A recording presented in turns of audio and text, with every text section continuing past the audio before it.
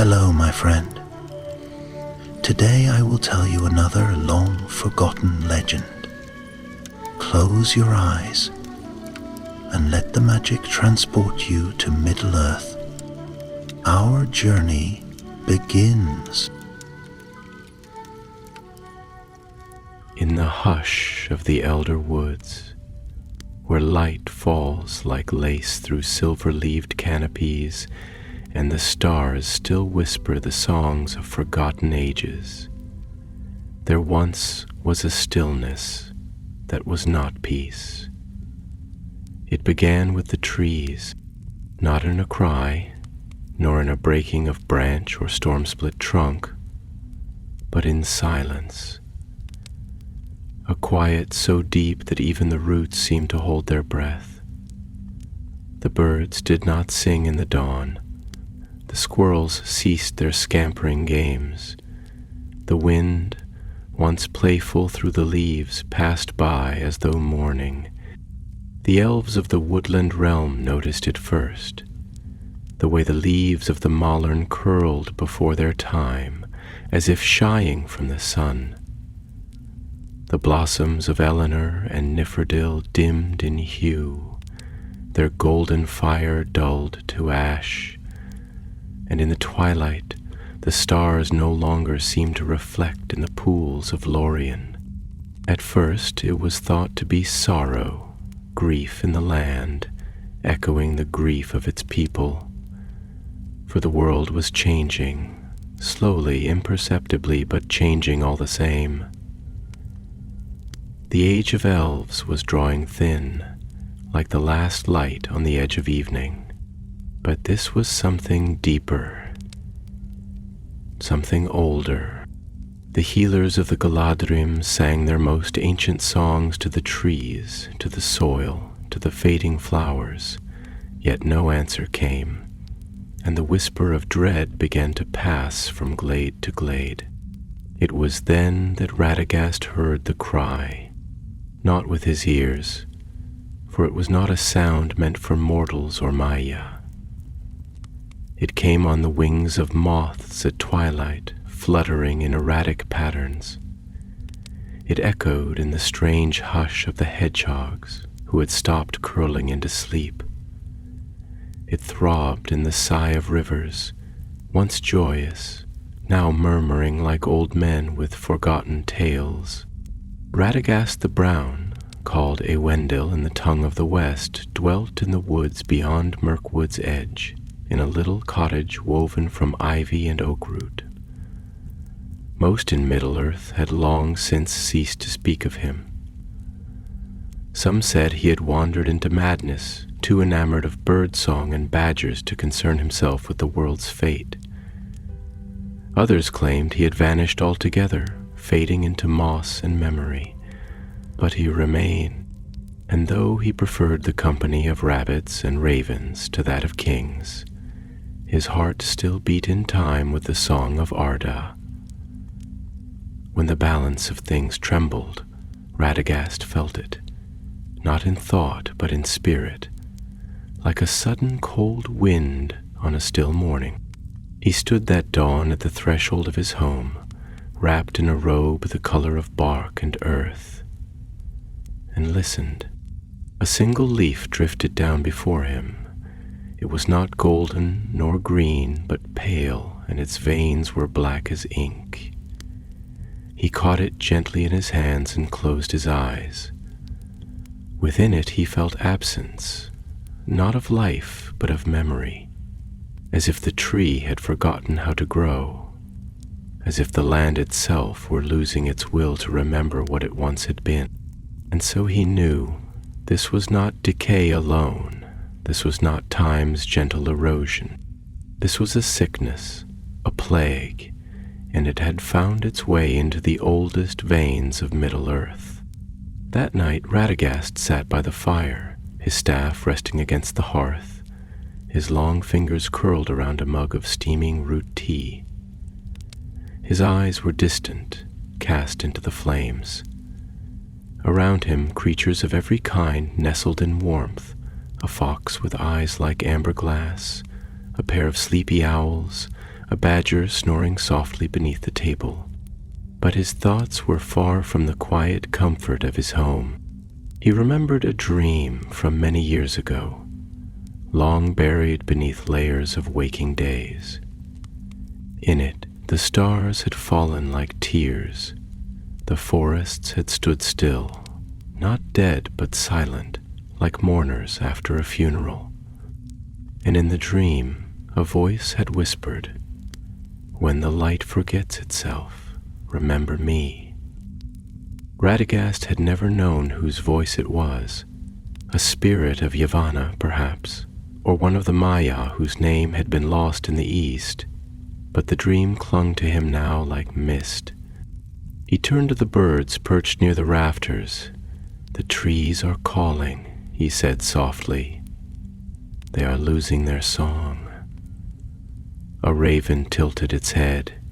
"South," it croaked. Radagast nodded. "Yes, Greenwood, the old heart of it." "Dark," said the owl. "Yes," murmured Radagast. "Darker than it has been since the shadow of Dol Guldur first crept across the roots." But he did not shiver. He rose instead, slow and thoughtful, and reached for his staff. The runes along its length shimmered faintly in the firelight. He wore no armor, only his robe, threadbare and earthen, but as he stepped outside, the trees themselves seemed to bend toward him. He whispered a single word, and the moths stirred from the eaves. They circled him in a slow spiral, their wings brushing the air with a sound like turning pages. "To Greenwood we go," he whispered, and the forest answered, not in speech, but in wind, warm and low, like breath upon the neck.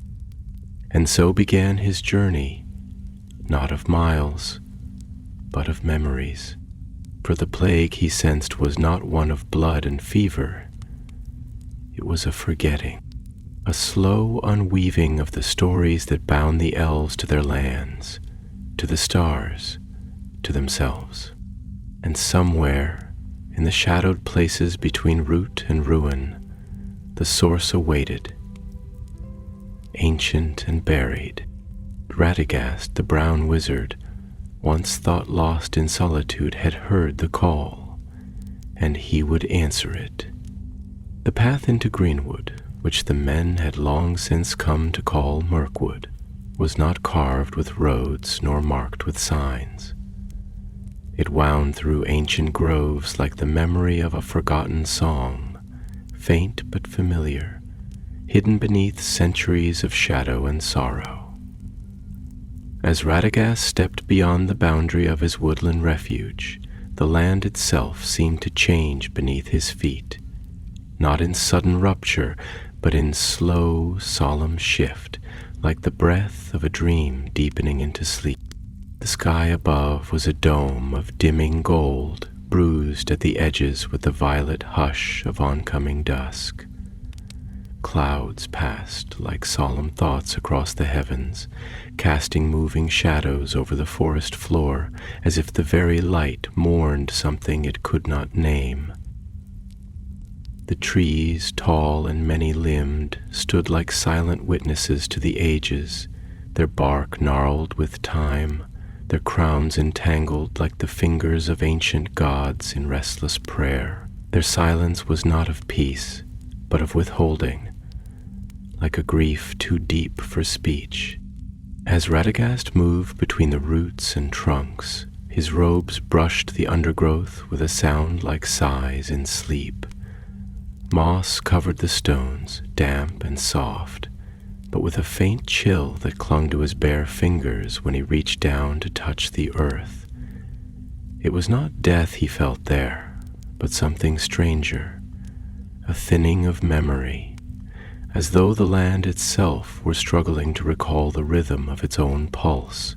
The soil should have hummed with life, but now it only murmured in fragments, like a voice half lost in fog.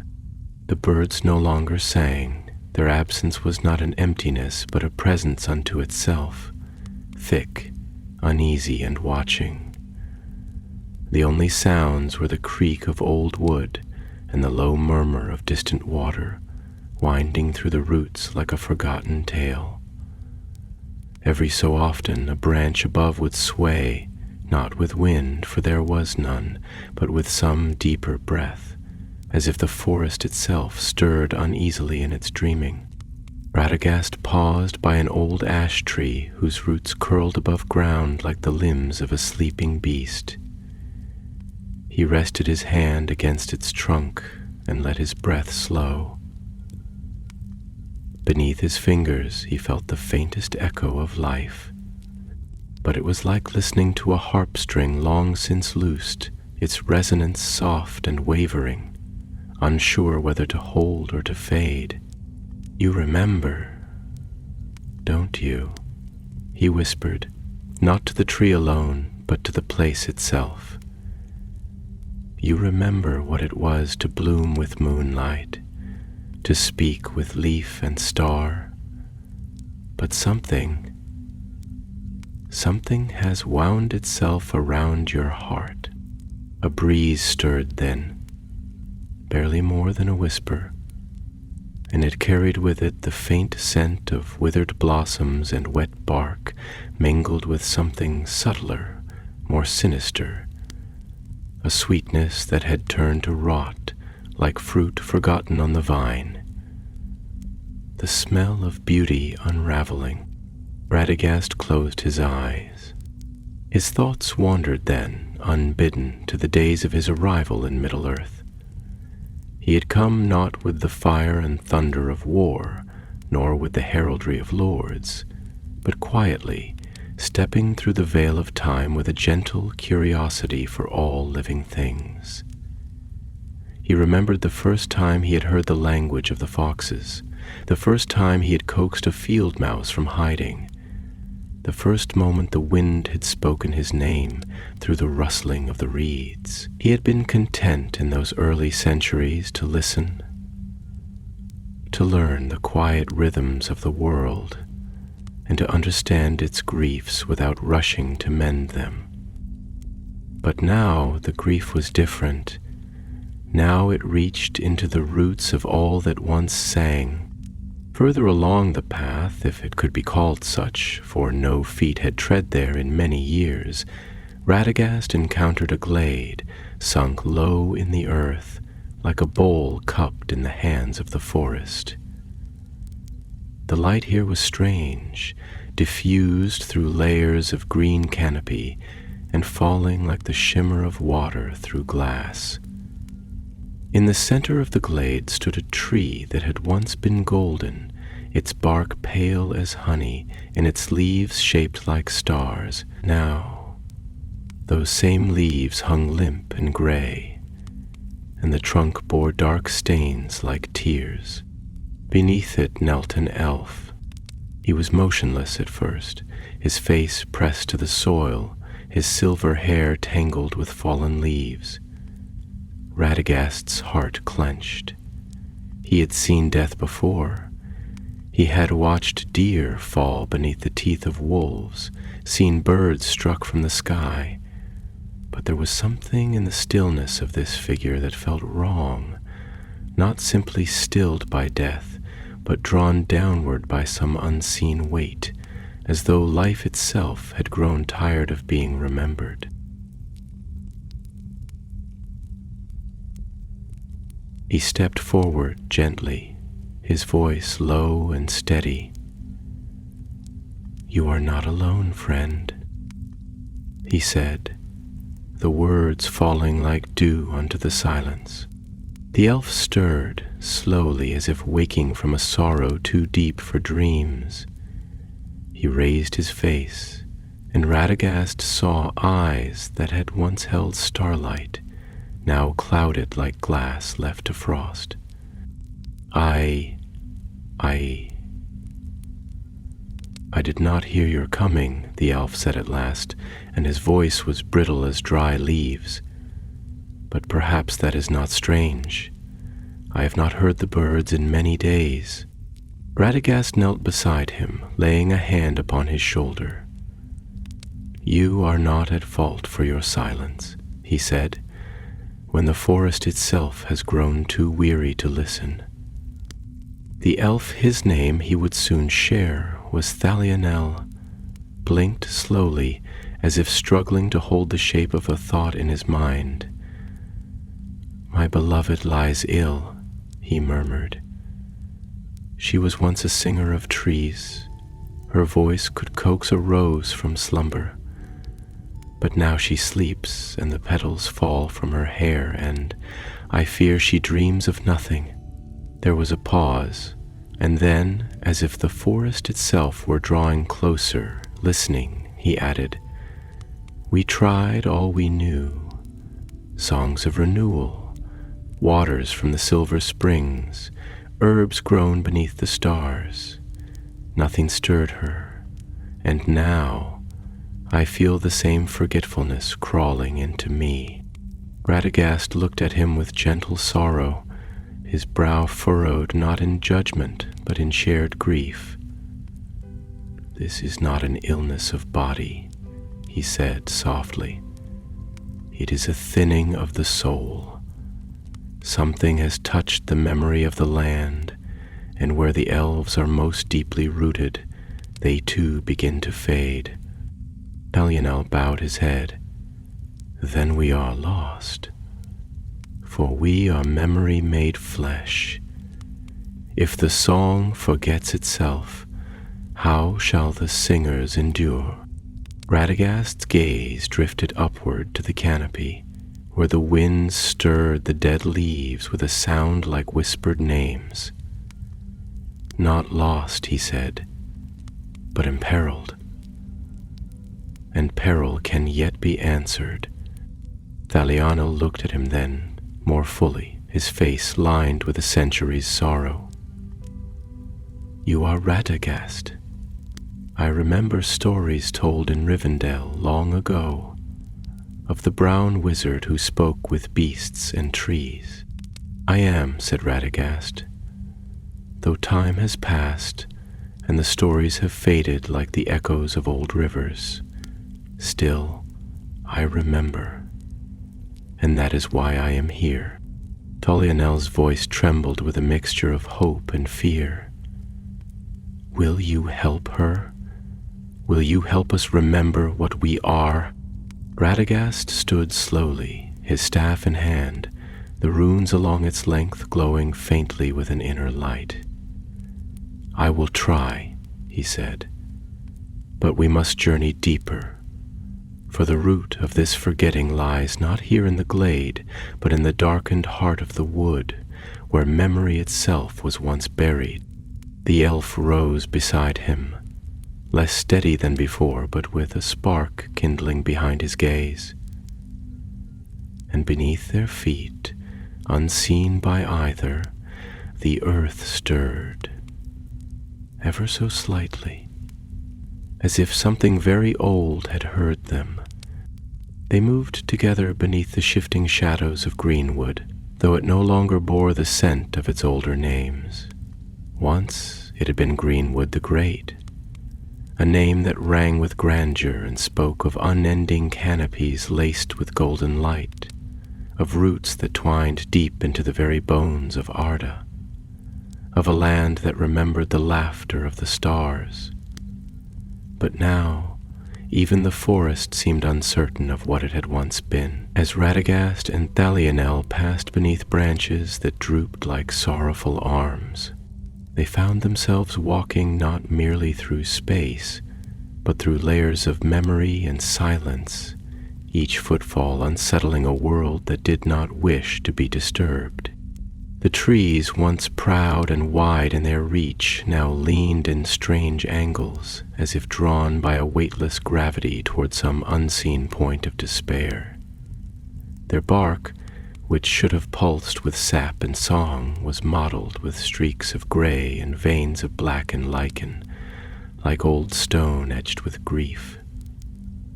The wind, when it came not to dance or sing, but to whisper in fractured syllables, as though carrying the remnants of dreams half remembered by the land itself. Even the air had changed. It clung to the skin like a forgotten thought, heavy with moisture that never quite became rain, perfumed faintly with decay and dampened roots. It was Thalonel who broke the silence first, and his voice, though soft, moved through the air like a lament. There was a time, he said, gazing upward toward the leaf-choked sky, when light poured through these branches like spilled wine, golden and careless, and the forest echoed with song. We would walk for days beneath the sun, never once fearing the dusk. He paused, his eyes searching the path ahead as if seeking something that had long since vanished into mist. Now I feel as though we walk not forward, but inward, into a hollow carved from our own forgetting. It is as though something ancient and cruel has placed a veil between what is and what once was, and our hearts are left grasping for shapes in fog. Radagast's staff touched the mossy ground beside him with each step, steady and slow, a quiet rhythm to balance the forest's wayward hush. His eyes, lined with the softness of centuries, flicked toward the elf. Memory, he said, is a strange thing. Among mortals it fades with time, worn smooth like stones in a riverbed. But among your kind, the elves do not forget, not in the way that men forget. When you lose memory, it is not as if a candle flickers out, but more like the very light of the stars being stolen from the heavens.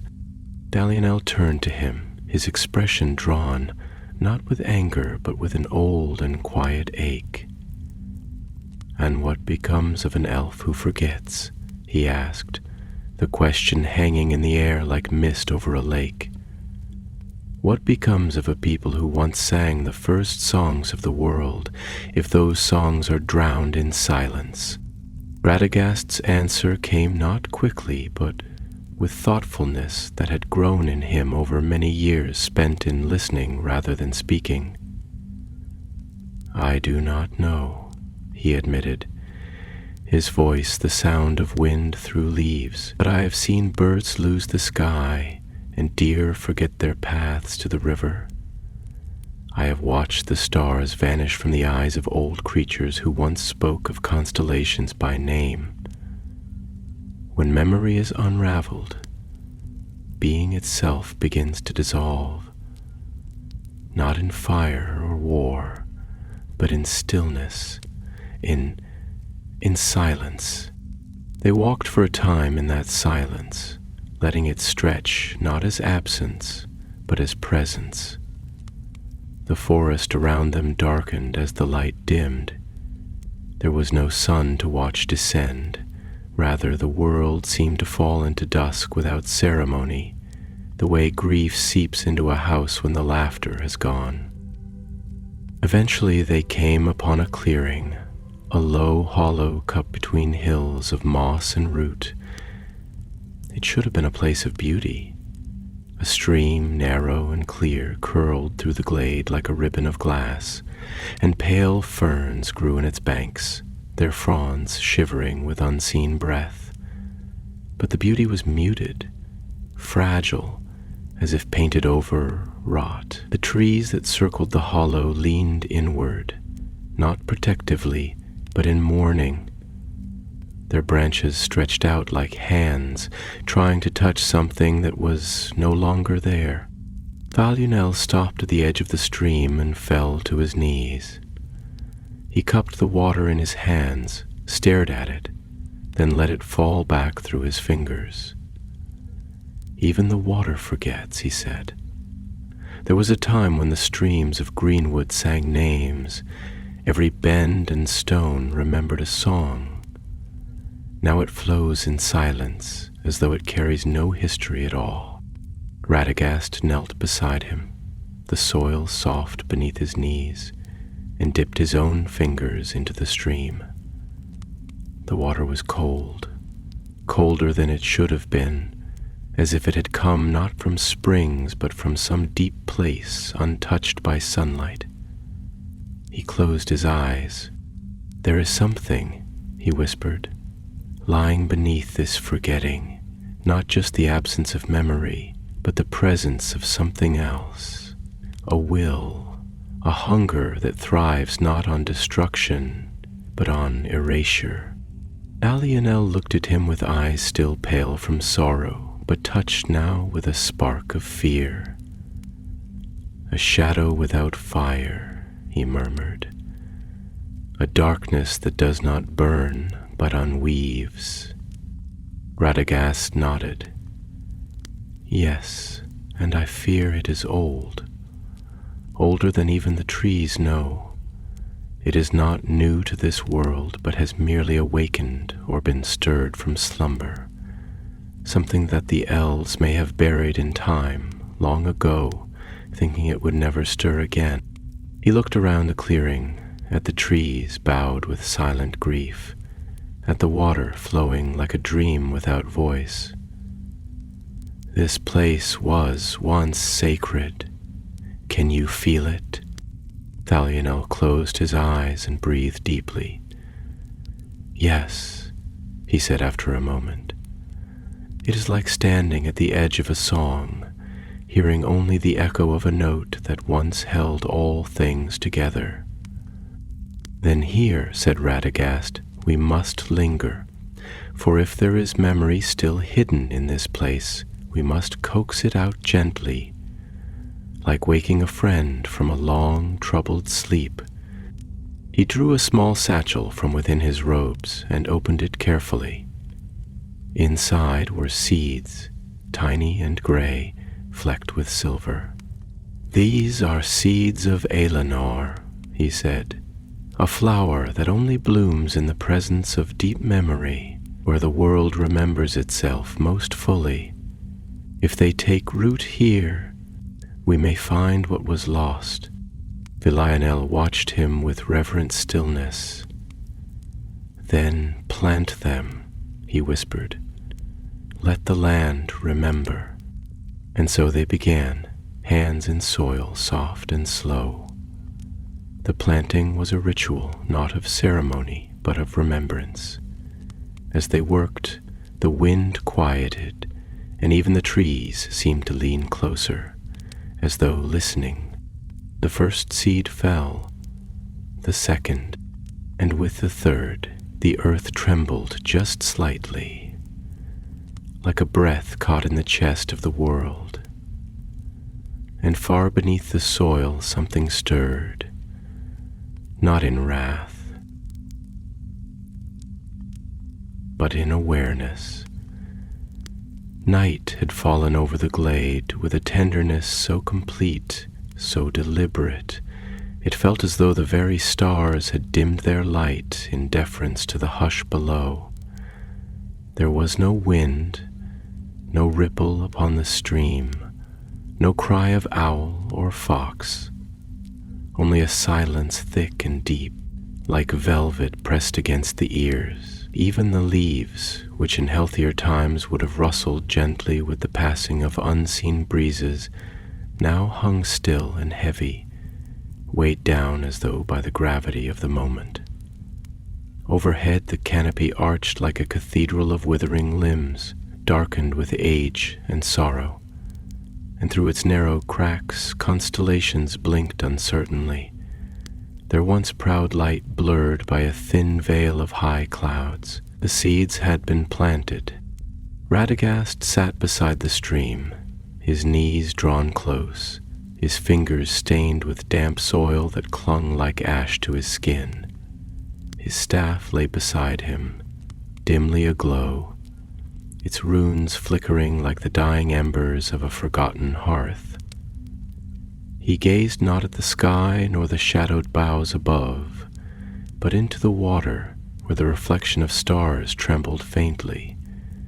Yet even that faint shimmer failed to comfort. He saw in their flickering light not promise, but fragility, a light one breath away from vanishing entirely. Across from him, Thalianel sat likewise still, his back pressed against a stone blanketed in moss, his silver hair catching what little moonlight trickled through the leaves.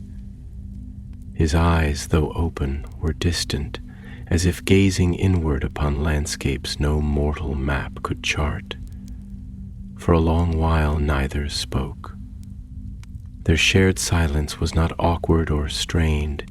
It was the silence of shared burdens, the kind that needs no breaking, only breathing. But eventually it was Thalionel who stirred first, his voice low and slow, shaped not by haste but by the weight of his thoughts.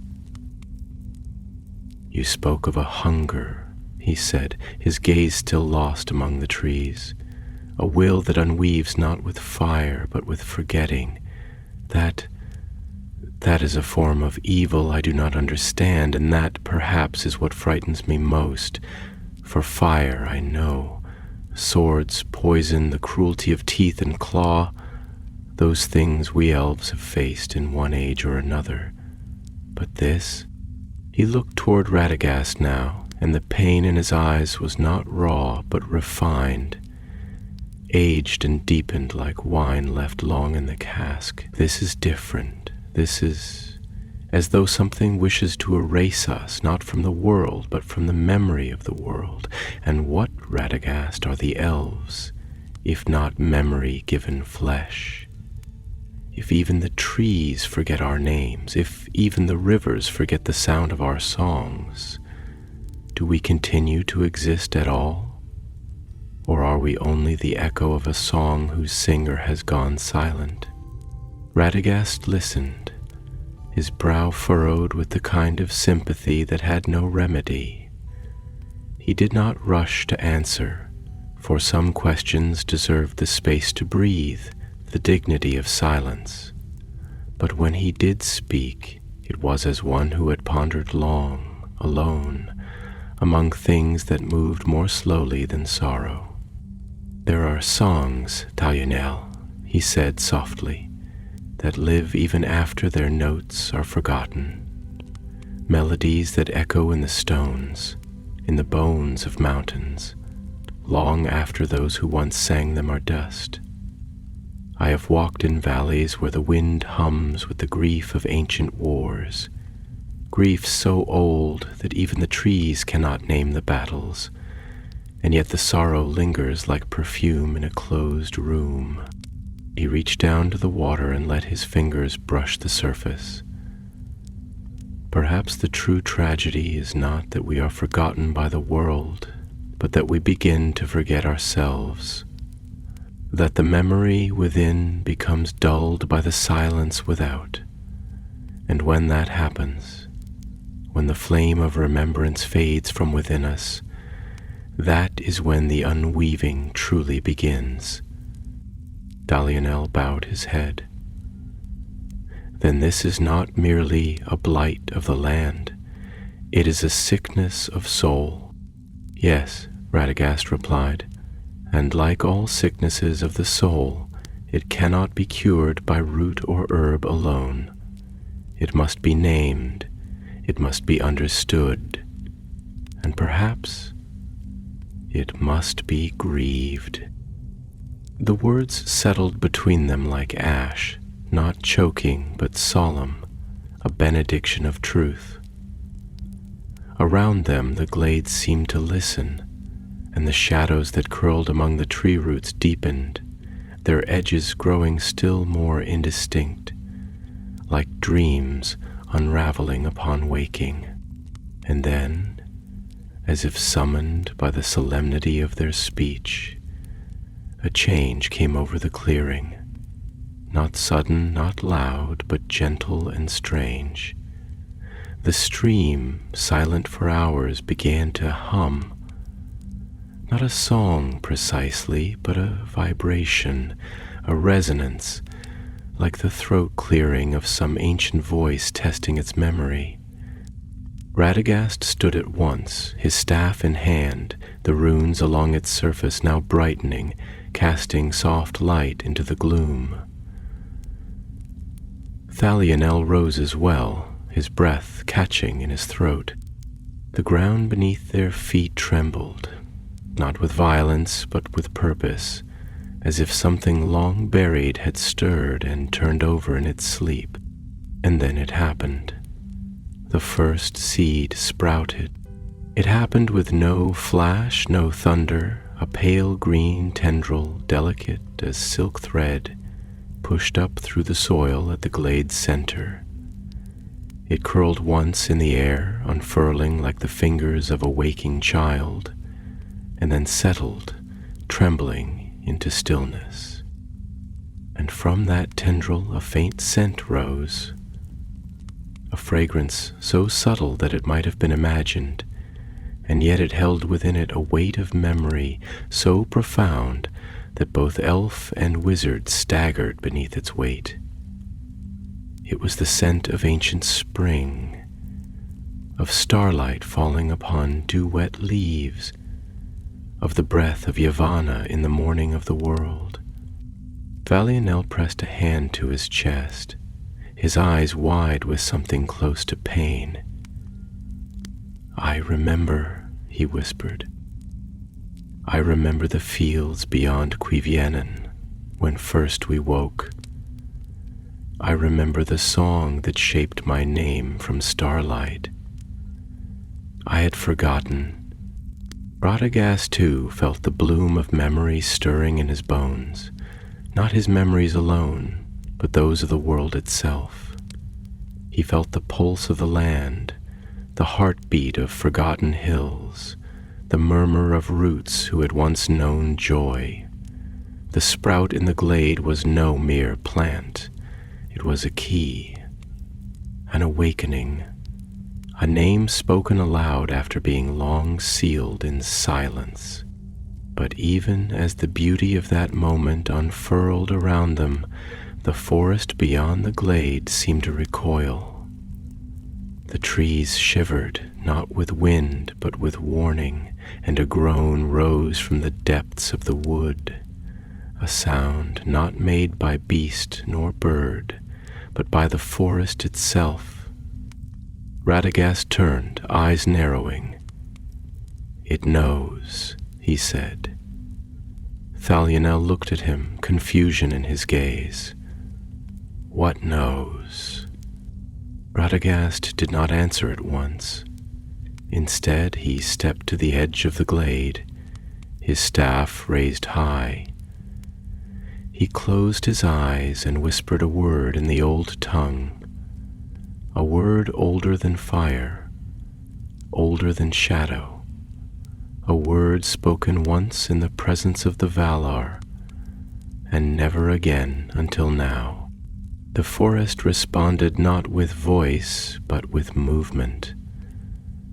Far off, branches snapped, not like wind, like something walking, something vast, something awakening. "Whatever was buried," Radagast said at last, voice low and firm, "whatever wound this forgetting into the veins of the land, it has felt us, and it will not remain hidden much longer." Delionel's hands moved to the hilt of a long blade he had not drawn in decades. "Then we must go to meet it," he said, though his voice trembled. Radagast nodded. "But not in battle," he said. He looked back at the tiny sprout, glowing faintly in the gloom, a beacon of memory reclaimed. "We will follow the memory," he whispered, "and let it lead us to what was lost." They walked at dawn, though the word hardly held meaning in that place anymore. The sun did rise somewhere far behind the gray veil of cloud and mist, but its light filtered down in splinters, fractured and wan, struggling to pass through the dense canopy above. The forest had grown darker still, not in the way of nightfall, but in a deeper, more ancient sense, like a thought becoming lost in the recesses of the mind, or a name slipping from memory even as it is spoken aloud. Even the dew upon the leaves seemed subdued, duller, as if touched by an unseen frost, though the air remained warm and heavy with the scent of decay. And beneath it all, the trees leaned inward, not from age or wind or the slow gravitation of time, but from something else, something almost sentient. Their trunks were twisted in subtle but unnatural ways, bent not by weather but by some deeper deformation, like truths that had been half forgotten and warped in the forgetting. The underbrush thinned, but the shadows grew thicker, as though the light itself were retreating, unwilling to press too far into the forest's wounded heart. Radagast moved slowly, not from weariness, but from reverence. His steps were measured, his staff tapping gently against the roots and stones, like a monk's prayer beads clicking, one by one in quiet supplication. His eyes scanned not just the path ahead, but the trees, the sky, the silent birds overhead. He listened not only with his ears, but with the parts of his soul that were more attuned to the patterns of the world, the ebb and flow of hidden music, the rhythms of wind and water and root. For Radagast, silence was never emptiness. It was language. And this silence was no longer that of sleep or waiting. It was the silence of something watching.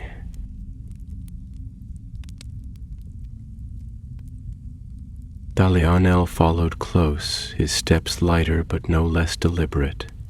His elven eyes could see farther than Radagast's, but they were clouded still by sorrow, and within that sorrow a strange weariness had taken root. Not the weariness of body, nor even of mind, but a deeper fatigue, a soul tiredness that weighed more heavily than chain or stone. He felt it most when he tried to remember her, his beloved, whose name had once been a song on his lips each morning. Now, though he still remembered her face, he found that her laughter was difficult to summon, her voice elusive, like a note heard in a dream but forgotten upon waking. As they walked, Dalianel spoke, not suddenly, but gradually, as though drawing each word from some deep and reluctant well within. "I have often wondered," he began, his voice barely more than a murmur against the stillness, "if it is possible for a people to die before they perish, if to be forgotten by the world, and worse, to forget oneself, is a kind of death that no grave can contain." He paused, and when Radagast did not interrupt, he continued, the words unraveling with increasing weight and slowness. "I remember when the stars first shone in my eyes," he said, his gaze lifting to the canopy, though no stars could be seen in the fading morning. "I remember the shores of Kivienan and the sound of water like laughter echoing through trees whose names have long been lost. But now those memories come to me as if they belong to another, like the tale of a man I once lived." He breathed deeply, and the forest seemed to hold its breath with him. "I thought I understood loss," he said. "We elves have lost much, kin, kingdoms, treasures of beauty beyond reckoning. But I was wrong. I knew grief, yes, but I did not know the ache of unbeing, of vanishing not in body but in spirit, of feeling one's past dissolve, not into dust but into absence." Radagast, who had listened with the quiet patience of trees, finally replied, his voice low and slow as the groan of old timbers shifting beneath snow. "I have seen such a thing," he said, "though it is rare. Most beings die simply. The flame flickers and it goes out. But there are times, rare and tragic, when the flame is not extinguished, but forgotten, as though the wick itself disbelieves it ever carried fire. He looked to the trees, whose branches curled now like claws above them. "It is a grief older than the world," he continued, "to be unwritten." Ballianel nodded, slowly, as if the motion itself were a burden. "Then perhaps that is the enemy we face, not a beast of fang or talon, but something more subtle, a spirit that devours not flesh, but remembrance, that erases rather than wounds." Radagast stopped then, placing his hand against the bark of a nearby tree. It was rough, mottled with strange lichen that shimmered faintly in the half-light, and beneath his palm he felt a tremor, not physical, but deeper, like a breath caught in a throat. "This tree," he whispered, "was once a friend to song. I can feel its echo, like the ghost of a bell long silent." He closed his eyes and sang, not a loud song, not even a melody, but a thread of tone, low and even, woven with care. A single note, repeated, rising only slightly and then falling again, over and over, as though coaxing a name from sleep.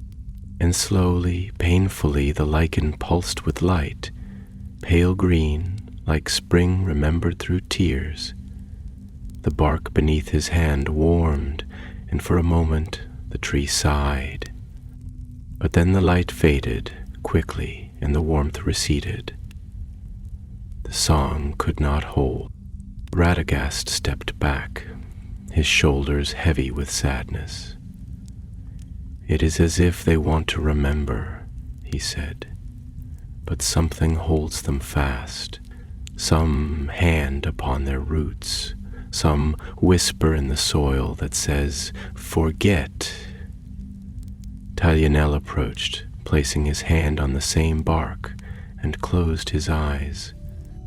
"Then we must descend," he said, "not in direction, but in depth.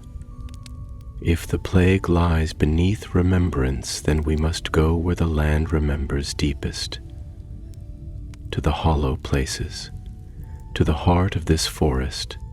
Radagast nodded slowly. "Yes," he said, "to the source, to where memory sleeps, and perhaps to where it was first betrayed." And so they turned from the dim path and stepped into the deeper woods, where no trail remained, and the trees grew so close that daylight could no longer breathe. The undergrowth thickened with bramble and thorn, but the way ahead did not deter them, for they were no longer walking to escape the shadow. They were walking toward it, and as they passed beneath an arch of blackened limbs, two trees that had grown together like lovers now fused in grief, the forest closed behind them, silent as a sealed tomb. Only the faintest echo of Radagast's song remained, but even that, somewhere in the roots, had been heard. They passed into the deeper wood as though crossing not merely a threshold of place, but of time and thought, as if the forest itself grew older the farther they walked. Not older in the sense of years counted and recorded, but older in a way that defied chronology, in the way dreams feel ancient though born in sleep, or how sorrow, when unspoken long enough, becomes indistinguishable from the stone beneath it. The light that reached them was filtered through so many layers of bough and mist that it lost all clarity, falling instead in shafts of murk that turned the world around them into a slow, perpetual twilight. There was no clear division of day and night here, Time itself had begun to loosen its grip, to become as malleable as root-threaded earth, soft underfoot and damp with secrets. The trees had changed, though not all at once. Gradually, almost imperceptibly, their shapes had become stranger, less familiar in their posture, less welcoming in their silence. What had once been noble trunks rising like columns of living stone had become twisted, their limbs gnarled and reaching like the hands of drowned kings rising from unseen depths. Bark sloughed from them in patches like old skin, revealing beneath it veins of pale wood that glowed faintly, eerily, as though something within pulsed, not with life but with memory, fragmented, unfinished, half erased. Moss no longer grew in carpets but in strands, hanging like threads of forgotten names, heavy with moisture, dense with scent. Even the very air had changed.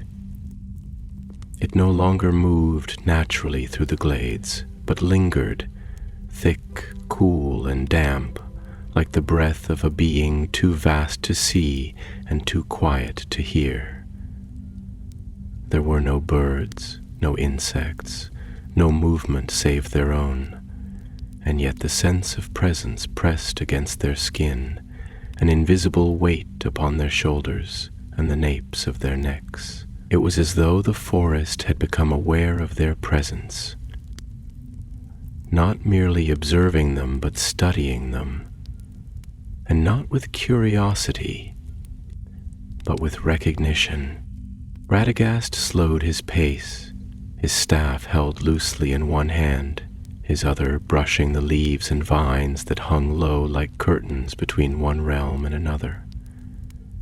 His face bore the stillness of deep concentration, but beneath it flickered something more elusive, an uncertainty, rare and unwelcome, for even among the wise there are things that defy knowing. He paused beside a tree whose roots coiled like serpents over a long forgotten stone, and with a hand as gentle as the breath of autumn, he touched its bark.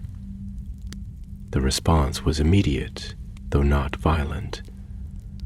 A shudder, a sigh from within, as if the tree dreamed and had turned in its sleep.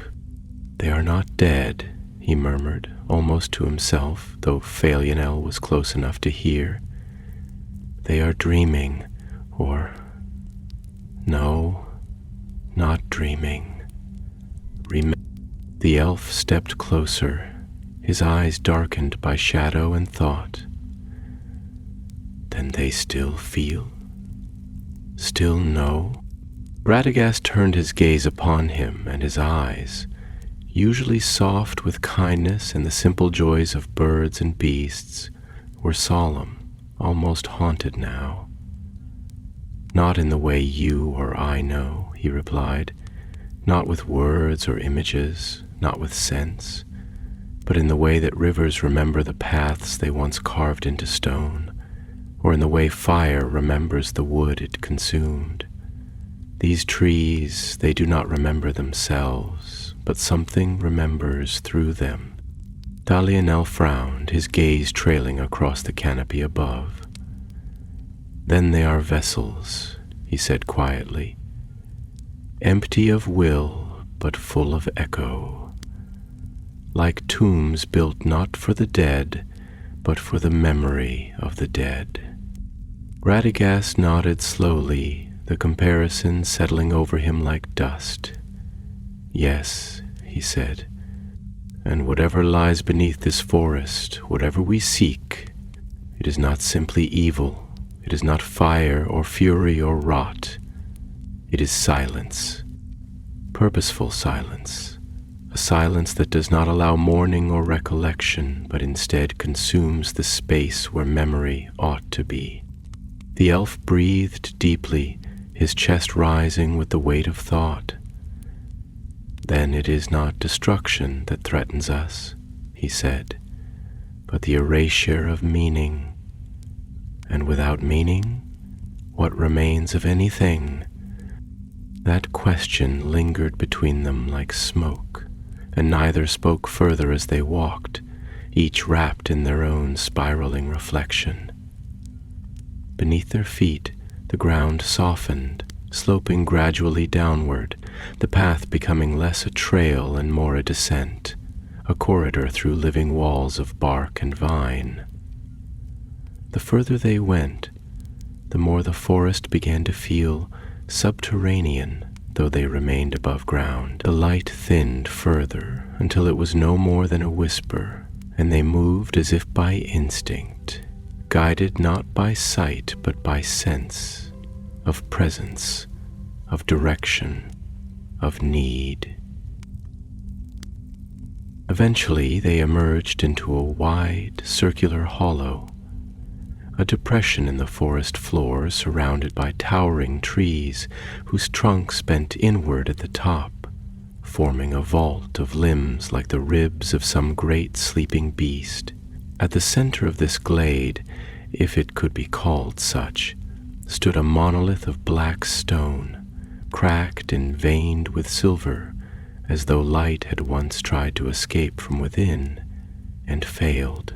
Around its base the earth was bare and dry, untouched by root or moss, and the silence here was absolute. Radagast approached slowly, reverently, and stood before the stone. He reached out, not to touch it, but to feel the air around it, which buzzed faintly, like the hum of ancient voices caught in stone. His voice, when he spoke, was softer than the fall of leaves. "This is a seed," he said, "not of a tree, but of forgetting. Planted long ago, nurtured in silence, fed by the memories it consumes." Elionel stepped forward, the light from the runes of Radagast's staff casting strange shadows across his face. "Can it be undone?" he asked, though even as he spoke his voice wavered, not with fear but with a kind of grief that was almost awe. "Or must it be faced and named and suffered?" Radagast did not answer at once. He closed his eyes and breathed deeply, letting the pulse of the monolith pass through him. It was a strange pulse, not evil, not malevolent in the way of Sauron or Morgoth, but deeper, colder, impersonal. It was the pulse of forgetting itself, the kind of power that erases not through pain but through disuse, that buries and waits. Finally he opened his eyes. "We must speak to it," he said, "not with anger, not with power, but with remembrance.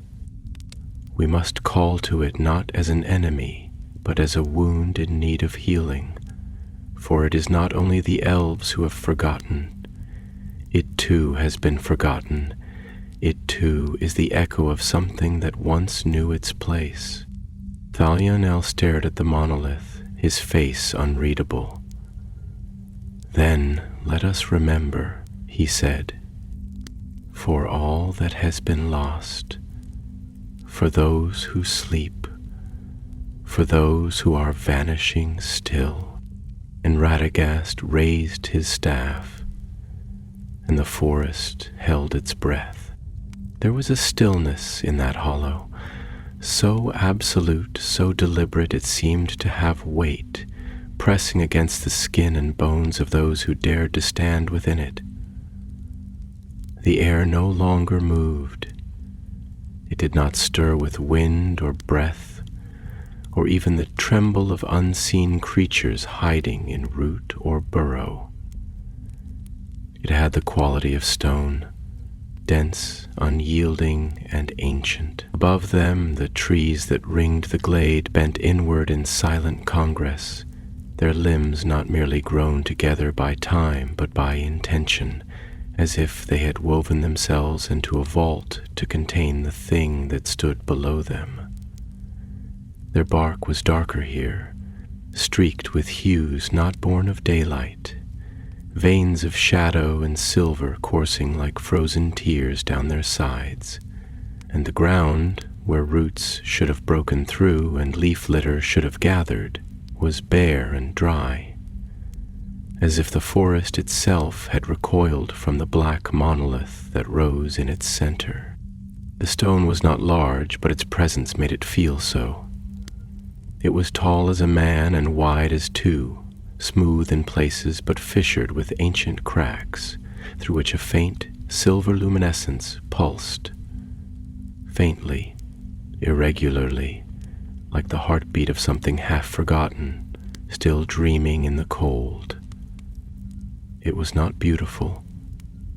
It was not monstrous. It was, instead, unnervingly indifferent, like something created not to inspire awe or dread, but simply to be, and that, perhaps, was the most disturbing part of it. Radagast stood before it in silence, his staff held lightly in his hand, the runes along its length shimmering with uncertain light, like the glow of fireflies caught in a jar too long closed. He did not speak at first. Words in places like this could not be cast about casually, like pebbles tossed into a stream. Here a word might root, might echo, might awaken what had long chosen to sleep, and so he waited, listening not with ears alone, but with the deeper senses that had been gifted to him by the Valar and sharpened through centuries of solitude among things that moved slowly and spoke seldom. Behind him, Thionel remained quiet, his eyes fixed not on the stone but on the space around it, the ring of shadow that pooled at its base, the way the light from Radagast's staff bent subtly around it, as though the stone devoured not only sound but illumination itself. His hand rested on the hilt of his blade, not out of fear but out of instinct, the reflex of a warrior who had fought many battles but now faced something that could not be met with steel. Radagast finally spoke, not to the elf, nor to the forest, but to the thing itself. "You are old," he said, the words falling with a gravity that was not volume but depth, "and you have forgotten your name." There was no reply, no shifting of the ground, no movement in the air, but the stone pulsed ever so faintly, and a subtle hum rose from its surface, a resonance not of sound, but of memory, like the distant tolling of a bell across centuries of silence.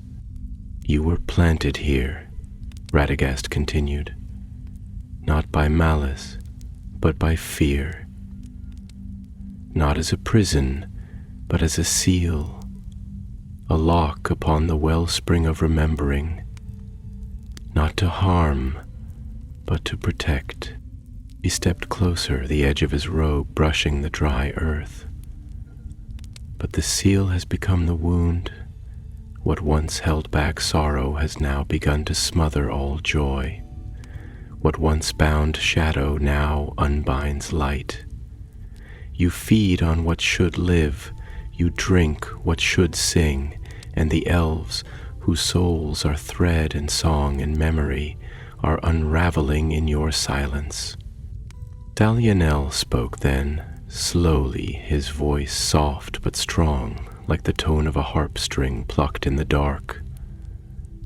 "I have felt it within me, not as an enemy, but as an emptiness, a quieting of things that once sang brightly inside me. I thought it was grief. I thought it was time. But now I know it is you, not because you hate us, but because you no longer know us."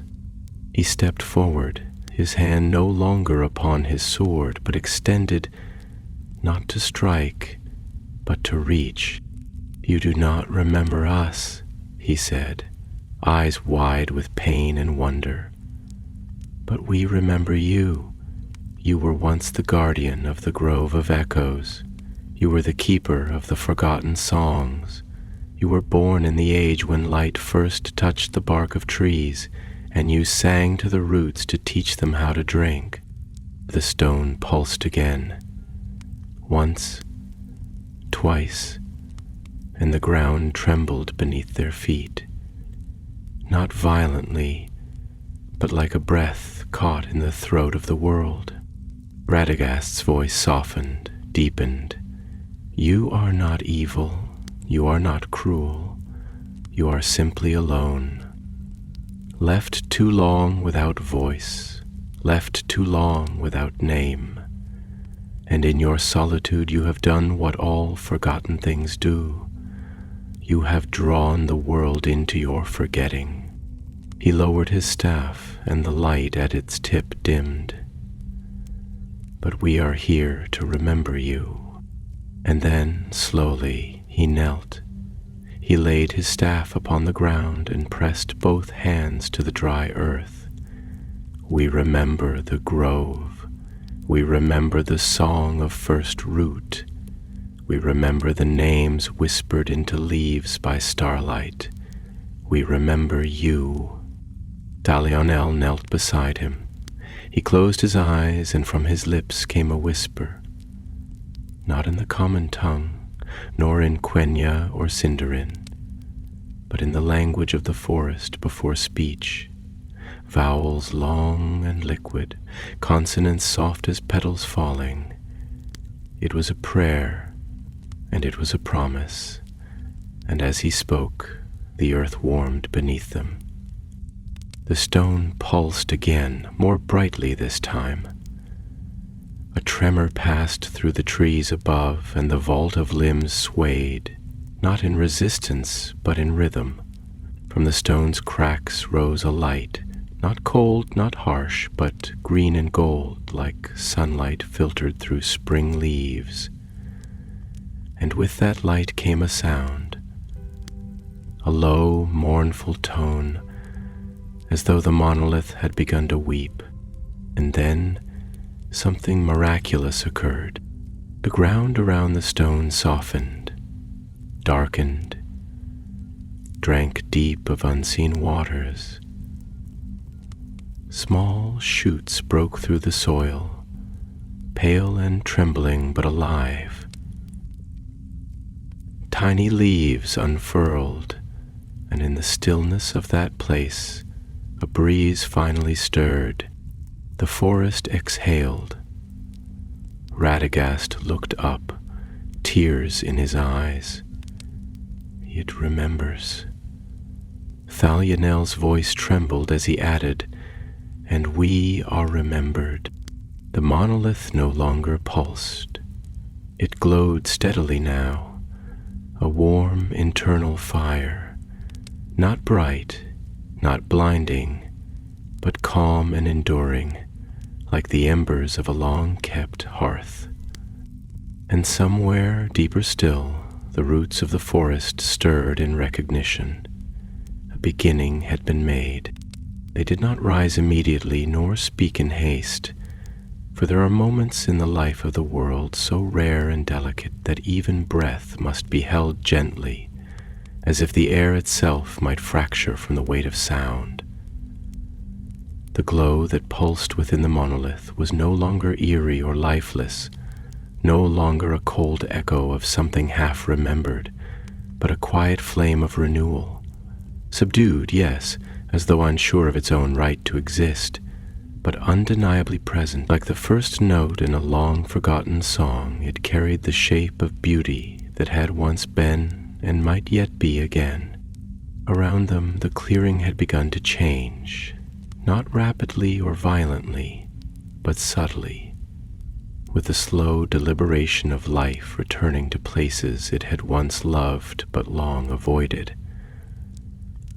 A fine mist, born from the warming earth, began to rise in thin tendrils, coiling around the base of the stone like the soft arms of a child rediscovering an ancient toy. The trees above no longer hunched inward as jailers, but bowed now in reverence. their boughs swaying ever so slightly as if in response to a remembered melody. The ground, once barren and resistant, now bore faint shoots of green, small, uncertain, yet undeniably alive. And from deep within the roots and soil there came a sound, a murmur, distant and resonant, like the sigh of a sleeper beginning to wake. Radagast sat still, one hand pressed to the ground, the other resting loosely on his knee. His eyes were open but unfocused, as though gazing into something too vast to comprehend with vision alone. His breath was slow and measured, and in his stillness there was the grace of long sorrow meeting slow joy, a reunion not of bodies, but of understanding. When he finally spoke, it was not with the voice of command, but with the softness of one speaking to a wounded friend. "It is beginning," he said. The remembering. Thalinel, who had remained kneeling beside him, now turned slightly, his face pale with something that was not quite relief, not quite peace, but something near to them both, an emotion suspended between grief and wonder. "Do you feel it as I do?" he asked, his voice barely more than breath, not merely as a return of memory, but as a reweaving, as though the very threads of the world are knitting themselves back together one by one across the vast tapestry that had been unraveling without us ever truly seeing the fray. Radagast nodded, though his gaze remained distant. "Yes, and it is more than memory, it is identity. For we do not simply remember who we were, we remember why we were. And in that remembering, the forest itself is finding its name again. It was never merely a collection of trees, it was a mind, a soul, stretched out over root and leaf and wind. It slept because it was forgotten. It faded because we ceased to speak to it. But now it stirs." Thalianel's eyes welled, though no tears fell. "I have feared for so long that we elves were fading, not because time willed it, but because we ceased to see the sacredness in ourselves. We traded memory for immortality, and in doing so became ghosts who could not die. But now I see we were not made to endure merely by existing. We endure by being remembered, by remembering, by being part of something older and deeper than ourselves." He rose then, slowly, as one might rise from prayer, his movements graceful even in weariness. He stepped toward the monolith, not to touch it, but to regard it closely. "This stone, it was never evil, was it?" "No," Radagast answered, following his gaze. "It was made to protect. It was made to contain sorrow so great it threatened to poison the very roots of the world. But in time, even protectors forget why they guard. Even seals become prisons when the key is lost. What began as mercy became silence." The forest stirred around them, not in panic or unrest, but in something more elemental. A breeze passed through the trees, lifting fallen leaves that had lain still for countless years, sending them into a slow dance through shafts of soft light that filtered now from above. Clouds parting ever so slightly, allowing the morning sun to touch the clearing like the first rays of hope after a long vigil. "I wonder," Thalianel mused, his voice low and rich with thought, "if the greatest dangers in this world are not those who burn or break, but those who forget their own purpose, their own beginning. Is that not how even the greatest among us fall, by forgetting the music that once shaped them?" Radagast let the thought hang in the air before answering. "Yes, And that is why remembering is an act of healing and not just for the remembered. When we name what was lost, when we bear witness to what once was, we not only restore the world, we restore ourselves. They stood in the clearing for some time, neither rushing to leave nor to speak again. Around them the forest continued to shift, small sounds emerging, the buzz of insects returning, the creak of branches no longer burdened by grief.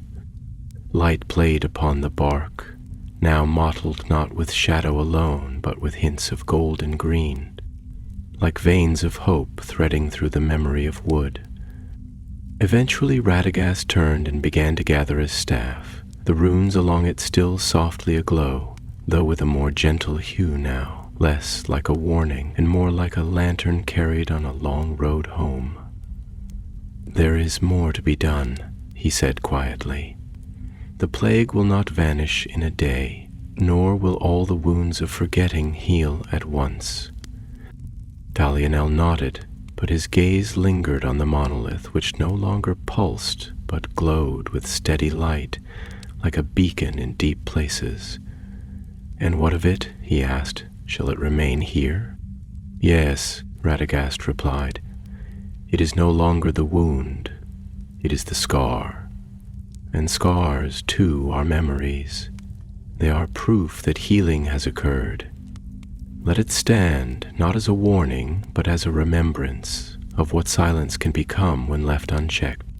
Together they turned from the clearing and began the long path back, though no path could be seen. But the forest no longer resisted them. Where once brambles clung and trees hunched, now leaves parted, branches lifted, and the air moved freely once more, touched with the scent of dew and the music of awakening things. And behind them the glade remained bathed in morning light, the monolith standing quiet and still, its glow mingling with the gold of the sun. An echo no longer of sorrow, but of restoration. And somewhere far beyond, in the hearts of the elves who had long ceased to sing, voices began to stir, with songs half remembered, names long hidden returning to lips. Dreams rekindled beneath the stars. The world, though still wounded, had begun to remember itself, and in that remembering it had begun to heal. The forest they returned through was not the same one they had entered, though its trees bore the same roots, and the same ancient stones still slumbered beneath fallen leaves and moss-slicked bark. Yet every inch of earth beneath their feet felt changed, not merely healed, but reawakened, like a house that had not simply been mended after ruin, but remembered how it once felt to be a home. The trees no longer loomed in a hunched and weary silence, but lifted their branches toward the sky with cautious grace, as if shyly remembering the way light once filtered through their crowns. There were moments now when shafts of morning sun slipped between boughs, not with sharpness or intrusion, but with gentleness, like old friends returning with songs rather than news. The air was cooler, yet sweeter. It carried the scent of new buds, damp bark, and something older, like the perfume of memory, mingling with the breath of earth. And with each step, Radagast could feel the subtle pulses of life returning in ripples, the echoes of old names breathing once more in the undergrowth, the laughter of long-dead springs resurfacing through sap and stream. He paused often, not from fatigue, for he was renewed in ways that made time feel light again, but to listen, to place his hand on the bark of a rejuvenated tree, to speak softly to a squirrel that lingered, or to press his palm to the loam where new shoots unfurled like dreams pushing upward. These small gestures were not frivolous, They were reverence, a confirmation that the world had not rejected their work, but was instead beginning to respond, tentatively, like a wounded bird deciding whether to fly again. Thalionel walked beside him, his pace graceful yet contemplative, the way one moves through the echoes of a sacred place. His expression had changed, not dramatically, but subtly, as though the lines that sorrow had carved into his face had softened, not from the absence of grief, but from the quiet knowledge that grief, when named and held properly, need not lead to erasure. His eyes, those ancient wells of starlight, no longer looked only inward. They searched the branches above, the shadows beneath, the birds that now flitted among leaves with hesitant songs. And in his silence there was no numbness, only depth, the kind that grows after a long season of drought when rain finally returns and soaks not just the ground, but the spirit. After a time it was he who broke the quiet, his voice a slow river shaped by thought. "You know," he said, not looking at Radagast but at the canopy above, "I used to believe that our departure from Middle Earth was a kind of dignity, that to fade, to leave, was not to abandon the world but to honor the arc of our story, to recognize that our time had passed, and to return to the West not in retreat but in peace." He paused, his brow furrowing slightly, not with pain but with the weight of introspection. "But now I wonder if perhaps that belief was itself a kind of forgetting, a quiet surrender to a silence we did not yet understand. I wonder if, in retreating, we were not leaving with grace, but fleeing from sorrow, afraid of what it might mean to stay, to endure, to continue remembering even as the world changed beyond our recognition."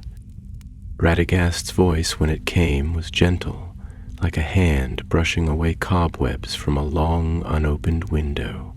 "There is no shame in retreating from pain, Thalionel, but there is great wisdom in returning to face it. The elves were born under stars, before the sun, before time marched with such relentless rhythm. You were meant to remember, not just for yourselves, but for the world.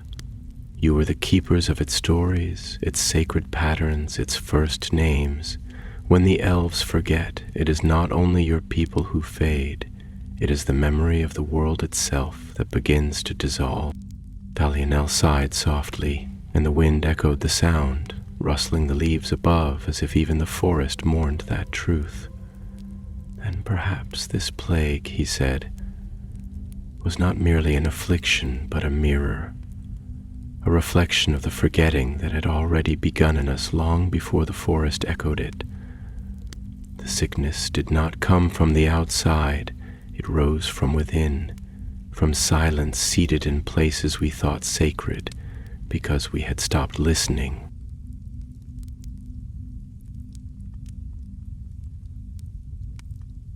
Radagast placed a hand on the elf's shoulder.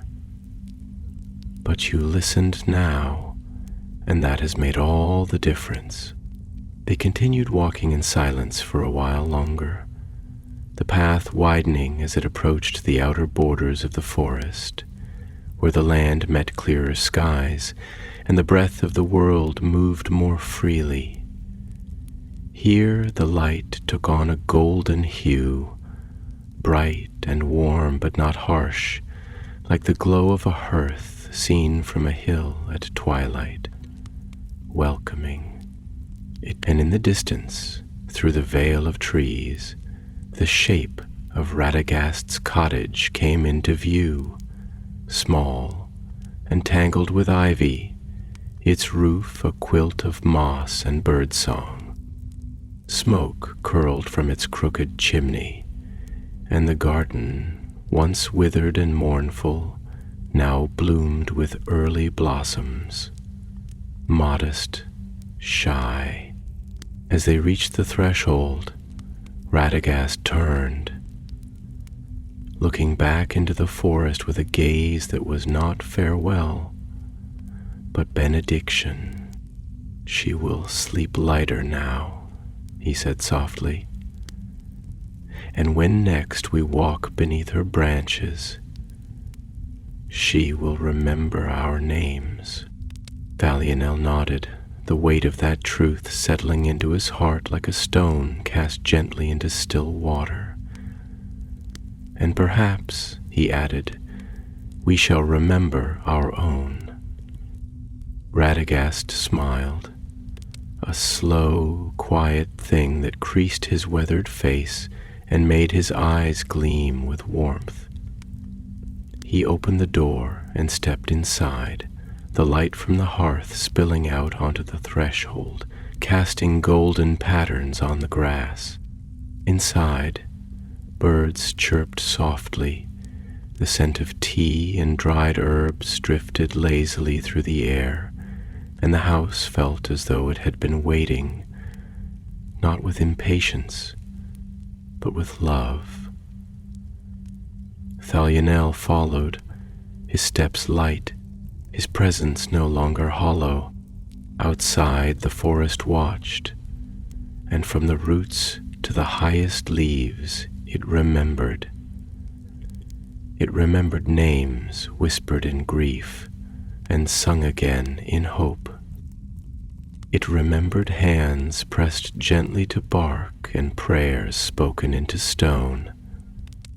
It remembered pain, yes, but also healing. And in its great, quiet heart, it remembered love.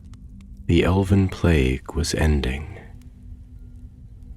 Not because the darkness had been slain, but because the silence had been broken. And through that crack in silence, the song had begun to rise again.